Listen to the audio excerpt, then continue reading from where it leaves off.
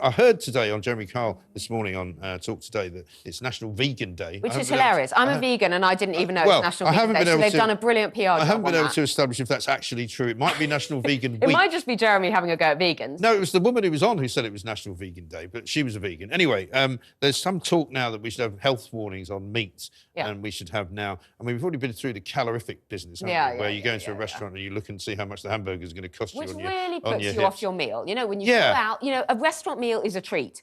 Do you really want to go out and be told that your burger is 1,000 calories? Yeah. It's half your daily consumption I mean, it's a bit calories. like saying to somebody when they're looking at a menu, you know, this might cause you to have a heart attack or a stroke, so maybe you shouldn't order it, you fat git. You know, I mean, I'm not really interested in having menus that give me warnings about things, really. I mean, I kind of know what's good for me and what isn't.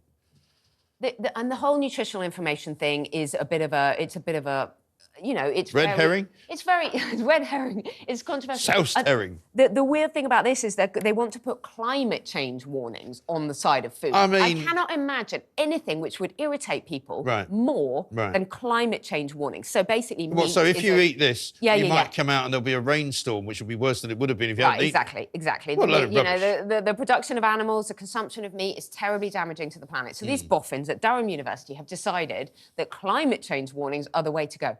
Honestly, I can't think of anything that will encourage people to eat more meat because they just get irritated by this stuff. Exactly. I think well-worded conversations about health and about explaining to people that some red meat might increase that is one thing. Right. But putting climate change warnings on the side of food is never going to work. I mean, I've said for years, surely one of the best things that we should be doing, could be doing, is teaching children from a young age, even from like the kindergartens, to cook. How to cook. Because, you know, if you can cook, you'll understand all of that. You won't need to be warned about food. You won't need to be told to use the leaner meats as opposed to the fattier meats. You won't need to be told that pasta, you shouldn't eat it every single day. And make healthy food cheaper, make it more available. Explain to children, like my 3-year-old, I've tried to explain to him that a carton of milk actually comes from cows and stuff. Explain all this stuff to children so that they have a sane, balanced approach to food rather than this mad, obesogenic society we live in where all it is snack.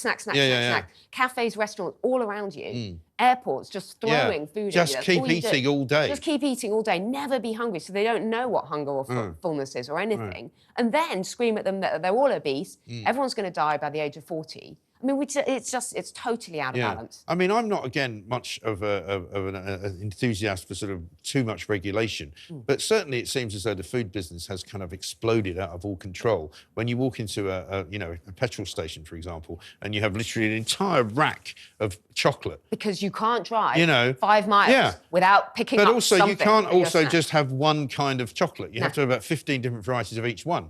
So, you know, you might have one that's got marshmallow in it, or you might have one that's got nuts in it, you might have one, it's the same thing. It's like, you know, I know I'm going to sound like an old fogey. Literally all it is sugar. None of it is food. Yeah. And I agree with you. I don't want to lecture people, and I really believe in the balance thing. You know, treats. You can't just ban people from eating chocolate or crisps or burgers, but as part of a healthy, balanced diet. Right. But, you know, you used to go to America, well, you lived there 20, 30 years ago, and you see these huge supermarkets and think, blimey, and then you see these vast people that were so big that you've never seen anything like it. And that's the way we've gone. We've followed where America has gone. Because, funnily enough, that's what we always tend to do.